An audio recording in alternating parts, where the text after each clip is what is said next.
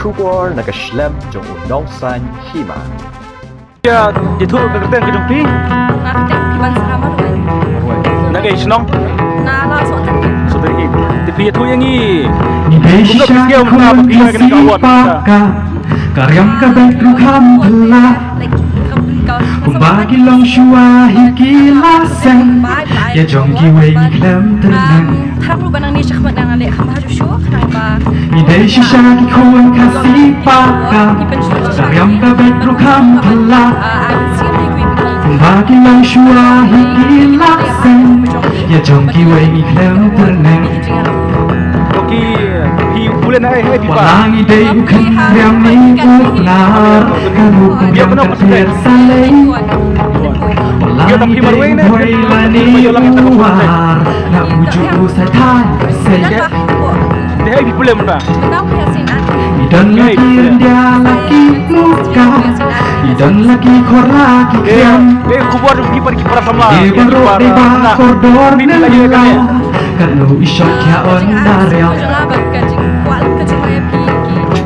Walang ide bukan riam ni unar karu kumriam kathir salai. Walang ide wailani uar na uju usai thai kasai. Kan nak awat ke ini je, kan nak awat ke banlong kumno ke Jingai je pi ke Mynsiem ne ke banlong kumno yang kiwai pat ba. Oh, mungkin ke awat di Mynsiem ingin namar ba awat we don't know kita nak ba. Nah, ini dah ki aja gerap di Hima dah mungkin di awat. Ben sure. Dia kendiat di pipa. Itu kerten ke jumpi? Kerten dah filtron. Sahai? Sahlu ba. Oke, pipas na pi pule masua. Puli na letakon. Kapor wut ru deka her karyam kabeh kirong kipher. Kaya kan nak kisah jumpi mana ayo yang awak pisau mana belum Yin yai pasang lempeng sepeng. Kapor wut ru deka her karyam kabeh kirong kipher. Yang selangi bakat berhei Yin yai pasang lempeng sepeng. Walang ide bukan riam ni benar karu kun riam kan biasanya.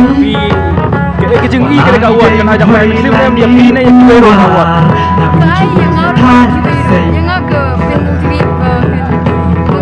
Walang ide bukan riam ni benar karu kun riam kan biasanya.